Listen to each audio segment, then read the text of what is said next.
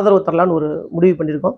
ஏன் எடப்பாடியாருக்கு ஆதரவு கொடுக்கலாம் அப்படின்னு ஒரு முடிவுன்னு கேட்டிங்களா, அவர் வந்து சேலத்தை சேர்ந்தவர், ஒரு மண்ணின் மைந்தர், ஏற்கனவே முதல்வராக இருந்திருக்காரு.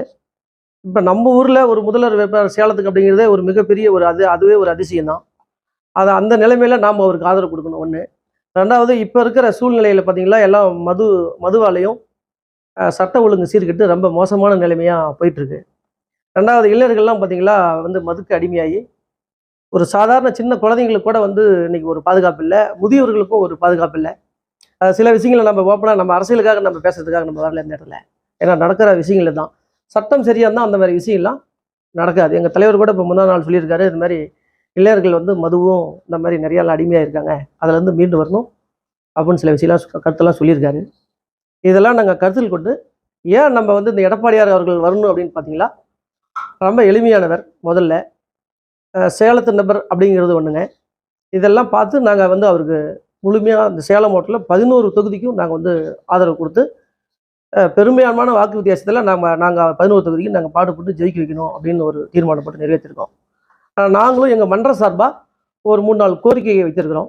அதில் மெயினான கோரிக்கை பார்த்தீங்களா, நம்ம பனமரத்தப்பட்டி ஏரி ஏற்கனவே ஒரு 20-30 ஆண்டு காலமாக அந்த ஏரியை தூர்வாரி தண்ணியெலாம் விடணும்னு சொல்லி சட்டமன்றத்திலே பல எம்எல்ஏக்கள்லாம் பேசியிருக்காங்க. அதை யாருமே செயல்படுத்தலை. எடப்பாடி ஐயா வந்து இப்போ பார்த்தீங்களா, போன தடவை இருக்கும்போது கிட்டத்தட்ட ஒரு 100 ஏரிக்கு மேலே எல்லாம் தண்ணி நிரப்பி எல்லா இடத்துலையும் விவசாயம் செழிக்கிற மாதிரி நல்ல ஒரு நிலையை கொண்டு வந்திருக்காரு. அவர் ஒரு விவசாயங்கிற ஒரு அடிப்படை காரணத்தினால அவர்கிட்ட இந்த கோரிக்கையை வச்சோம், அந்த பனமரத்தப்பட்டி ஏரி நீங்கள் பண்ணியே ஆகணும்னா. ஏன்னா 50 வருஷத்துக்கு முன்னாடி இருந்தே சேலத்துக்கு குடிநீர் கொடுக்குற ஏரியே அதுதான். இப்போ அந்த ஏரி பூரா எல்லாம் பழைய இரும்பு துருப்பிடிச்ச மாதிரி இன்னைக்கு எல்லாம் வெறும் எல்லாம் குப்பங்குளமாக எல்லாம் மரம் மட்டையும் எல்லாம் முளைச்சிருக்கு. அதெல்லாம் தூர்வாரி சுத்தம் பண்ணி அந்த உபரி நீர் மேட்டூருக்கு வரும்போது அதை கொண்டு வந்து அந்த ஏரியை தண்ணி நிரப்பி ஒரு சுற்றுலா தாய் மாதிரி அதை ஆக்கணும்.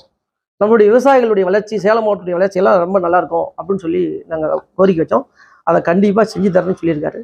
அதுவும் ஒரு காரணம். அதுக்கு அவருக்கு நாங்கள் ஒரு ஆதரவு கொடுக்குறோம். இப்போ சேலம் மாவட்டத்துல 11 சட்டமன்றத்தில் எவ்வளவு ரசிகர்கள் இருப்பாங்க நம்ம மன்றத்துல? எவ்வளவு பேர் வாக்காளரா மாறாது? இல்லை, அதாவது நாங்கள் ஏற்கனவே 3333 பூத்துக்கு மேலே இருக்குது சேலத்தில். இப்போ 1-2 எக்ஸ்ட்ரா கூட இருக்கலாம். ஒவ்வொரு பூத்துக்கு 30 பேர் விகிதம். ஒரு குடும்பத்துக்கு ஒரு நபர் தான். செல்ஃபோனோட ஆதாரோட நாங்கள் அதில் போட்டு நாங்கள் ஃபார்ம் பண்ணி அதுலேயே 2800 பூத்துக்கு மேலே அப்பயே நாங்கள் ஃபுல் பண்ணிட்டோம். மீதி எல்லாம் 20க்கும் நபர்களுக்கு மேலே ஃபுல் பண்ணி கொடுத்தோம். அவர் வர முடியாதனால இப்போ அந்த ரசிகர்கள் எல்லாமே அப்படியே நாங்கள் ஓட்டு போடுவோம் நாங்கள் சொல்ல வரல. ஆனால் எல்லாருமே இப்போ நாங்கள் விரும்புகிறது இதை நம்ம வந்து எடப்பாடி அவர்களுக்கு நம்ம செஞ்சாகணும். அதுக்கு முன்னாடி எங்கள் தலைவரை பற்றி யார் யார் விமர்சனம் பண்ணாங்க என்னங்கிறது அத்தனையுமே உங்களுக்கு தெரியும். நாம் விமர்சனம் வைக்கிற குரூப் அல்ல.